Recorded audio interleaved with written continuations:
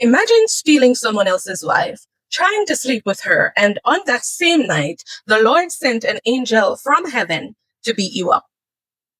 Abraham knew the customs of the people of Egypt, so he devised a plan before going there. He hid Sarah in a locked chest to conceal her beauty from the custom officers and potential tax collectors. He feared they would abduct her, then unalive him to keep her, for she was absolutely stunning. So his plan was to pay custom fees for the chest rather than revealing her. You know how today, if you are traveling to another country, it is by law that you declare what you're carrying with you. So it is back then with Abraham. When he traveled to Egypt, he had to declare what he was carrying. As mentioned in part 9, he was fleeing from the promised land in Canaan to Egypt because of a famine. When he got to Egypt, he pretty much told the custom officers or the tax collectors that he would pay whatever they charged if they would give him entry without opening his chest. But the tax collectors insisted on seeing what was inside this chest. They kept asking if it contained silk or jewels, to which Abraham said that he was willing to pay the highest tax price, but they still demanded to see what was inside the chest. And alas, when they opened the chest, they saw this incredibly beautiful woman, and all the onlookers were swept away by her beauty. So the king's officers ran to him and they told him all they had seen, and they praised Sarah to him. So Pharaoh said, "Bring her to me. I need to judge for myself this exceptional beauty that you speak of." And when Pharaoh saw Sarah, she pleased him exceedingly, and he was struck by her beauty. The king rejoiced greatly on her account, and he even gave gifts to those who brought him the news concerning her. So Sarah was brought to the king's house, and Abraham grieved on account of his wife. And he prayed to the Lord to deliver her from the hands of the king. And Sarah also prayed at that time, and she said, "O Lord God, Thou didst tell my lord Abraham to go from this land and from his father's house to the land of Canaan, and thou didst promise to do well with him if he would perform thy commands. Now, behold, we have done that which thou didst command us.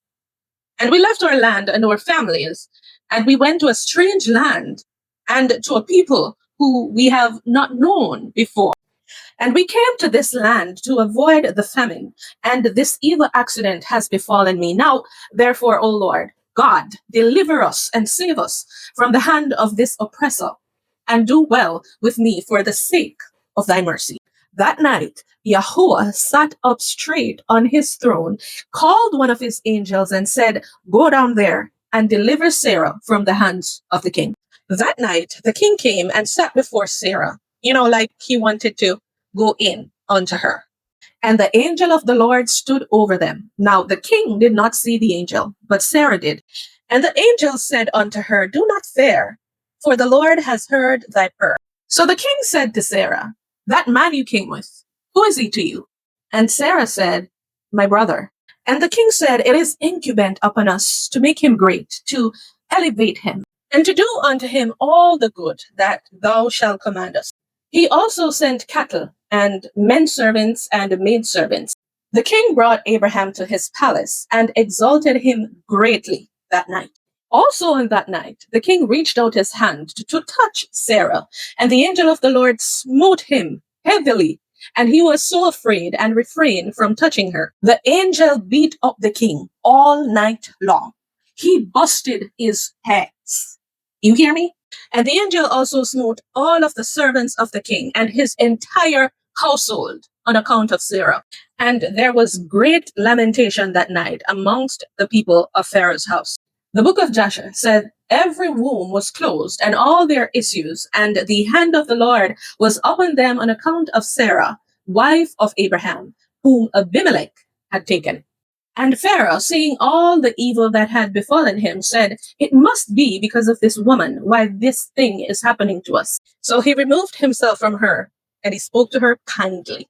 He said, "Tell me, I pray, Sarah, about the man who you came here with. Who is he to you?" Sarah said, "This man is my husband, and I said he was my brother because I fear that you would unalive him."